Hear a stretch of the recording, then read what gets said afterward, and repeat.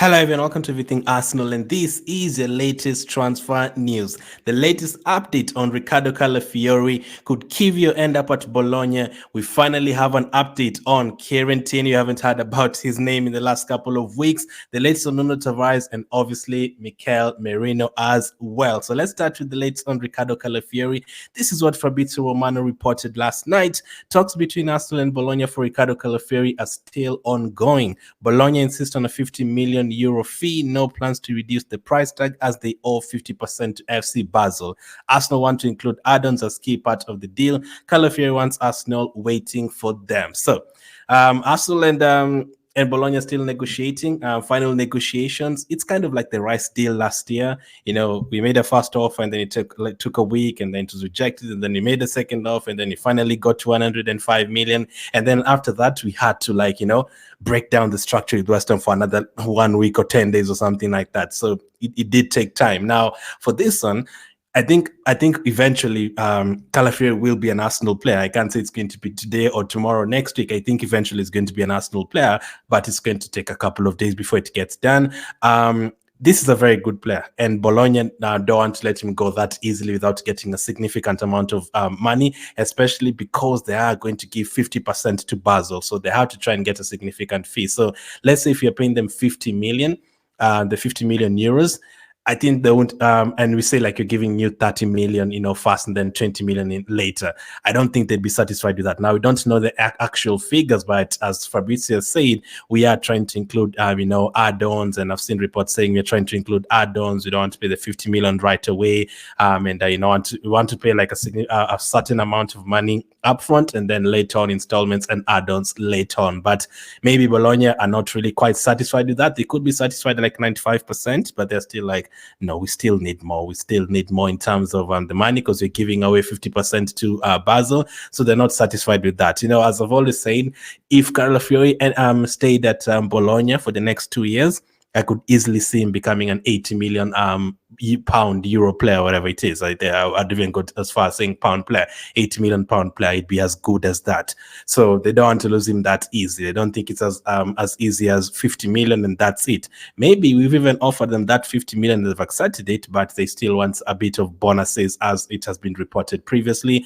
They are looking for additional bonuses if he comes to Arsenal and plays a certain number of games. If he comes to Arsenal and wins a trophy. If he comes to Arsenal and wins player of the season. They want bonuses. They want bonuses in case Calafiori comes to Arsenal and does well, because this is an incredible player, and teams like Bologna don't get players like this always. A team like Barcelona would produce millions of players over the years, millions of good players, but a team like Bologna, they don't have like a lot of players like that. Maybe 1-2 talents emerge from there every 2 years or something, and then they can make money from that. This season, Calafiori and Zaxi, those are the players that are wanted. But next season, you might not hear teams, scrambling for Bologna players. Maybe the next time you hear a Bologna player wanted by 5-6 teams, it could be in 2028 or something. So they don't get like significant talents like this. So when they do, they have to get a certain amount for them, and they know. Like even 50 million is kind of a bargain.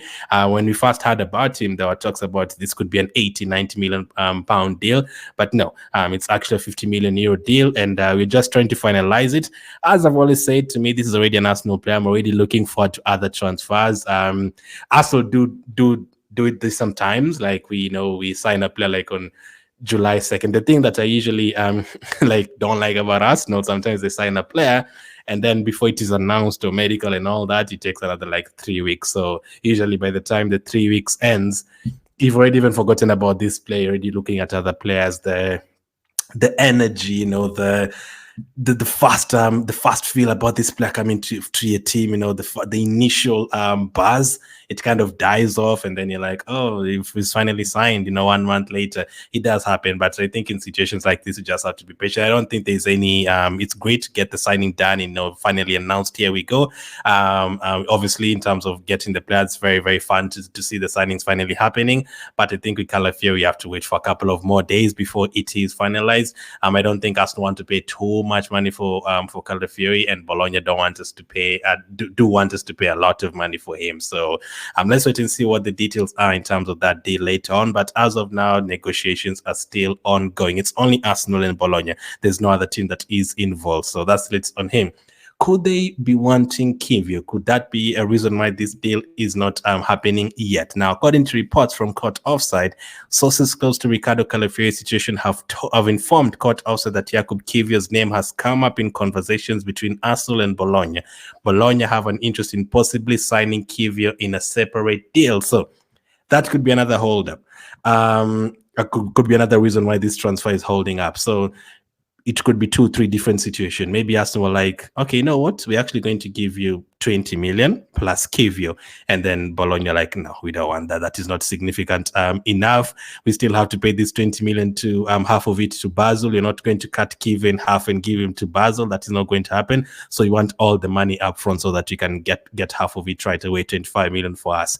But they still want Kiwior. So maybe they say, give us 50 million plus Kiwior. And Arsenal like, nah, that is too much. That totals to like 80 million. That is not going to happen. That is the other scenario that could have taken place. Or maybe now that they're discussing bonuses and all that, maybe both of them, maybe they do want the player and Arsenal do want to let him go to Bologna, but that is going to take a bit of more time to decide on the value of Calafiori and decide on the value of Kiwior and trying to meet in the middle.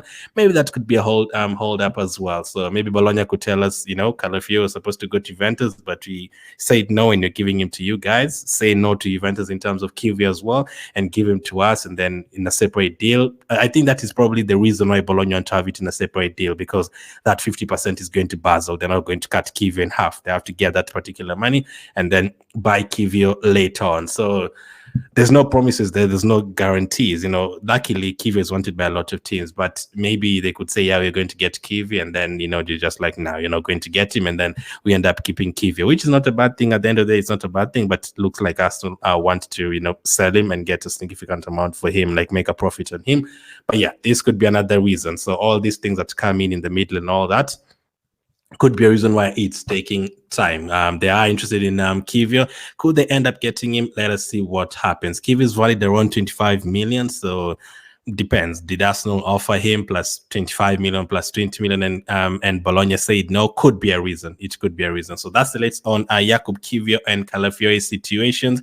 It's going to take another couple of days for sure. Now, another left back who's gone quiet the last couple of days. He picked up an injury at the Euros, unfortunately for him, and it's gone quiet. No one knows where he is, how long the injury is for. But according to Sports Beat, Celtic are unlikely to be able to return Kieran Tierney to the club this summer. Sources say a reunion would be a dream for both player and club, but it is believed there are major question marks about Celtic's financial ability to strike the deal. So Celtic, that is one thing that is out of the race for Kieran Tierney.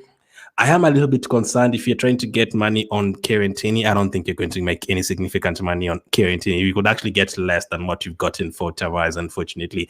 And how many teams would want him with those injuries all over the place? I think he picks up more injuries than even players like Thomas Partey. So that is a huge worry. Tierney was one of our most best attitude players around 4 years ago.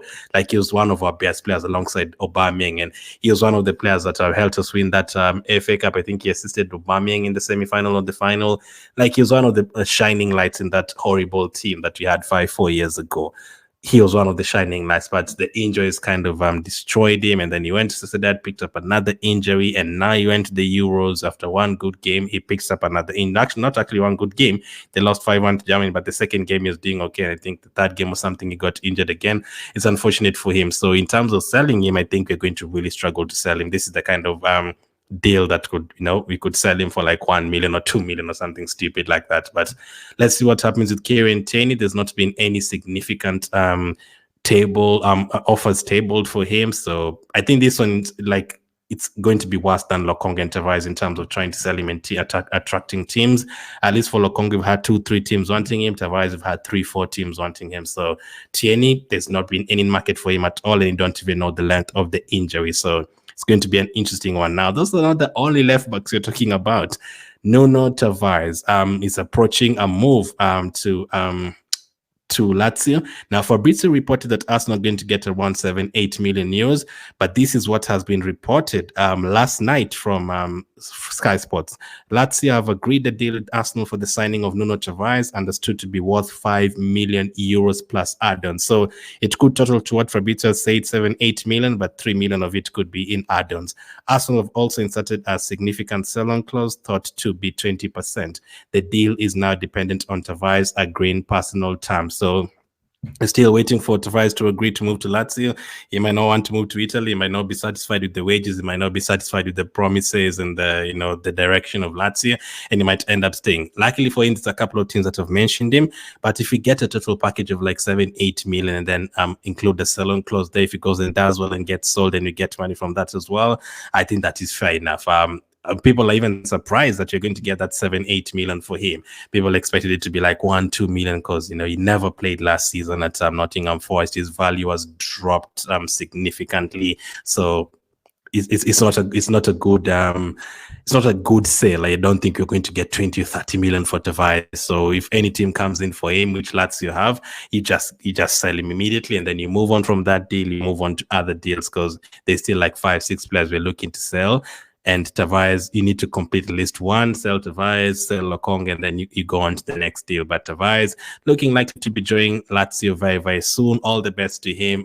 Looking like it's going to be 5 million plus add-ons. With the Tavares one, let's not be greedy. Let's just get whatever we are getting for him and let's sell him. It's not like you're going to get 20, 30 million for him later on. And risking it until next season will be too much, because if we don't sell him, if Lazio decide to change their mind and you don't sell him, we're going to be forced next season to let him go on a free, because his contract is expiring next season. So for Nuno Tavares, let's not get greedy. Whatever we are getting for him, let's get the money that we bought him for. Let's get it back at least. That is all we need to do, and let's move on from this deal. So all the best, Nuno Tavares.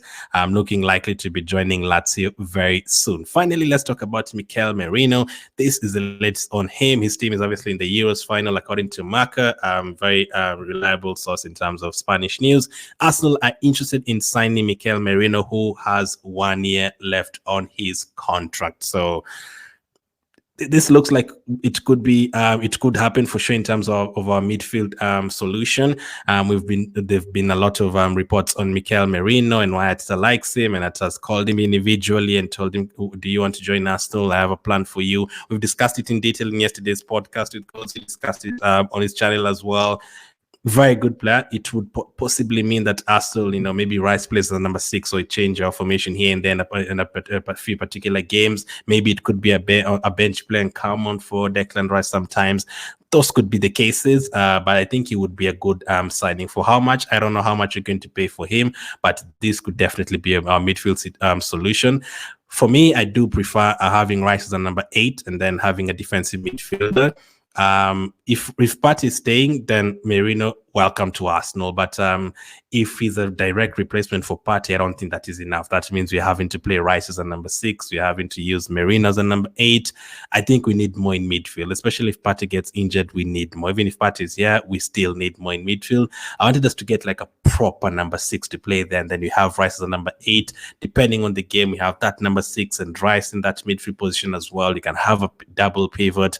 I would prefer to have a midfield like that. So a different kind of number 6, just a player who just wants to sit in front of the defense and protect them, like N'Golo Kante back in the day, a player like that. Patrick Vieira, just sit there and protect the defense, nothing else. Makelele and players like that. That is what I'd want for from our number 6. And that is not really Merino. Merino is more of a number 8. So if he joins, it would mean, Rice plays the number 6. Although Merino is very good in things like this, aerial duels, ground duels in midfield. He was the best in terms of winning duels in the whole of Europe, top 5 leagues last season. So he definitely brings something to Arsenal for sure. So let's see how that one goes as well. But that's the latest news in terms of Arsenal. Let's hope we get the deals done very, very soon. Thank you for watching, and I'll catch up with you on the next one.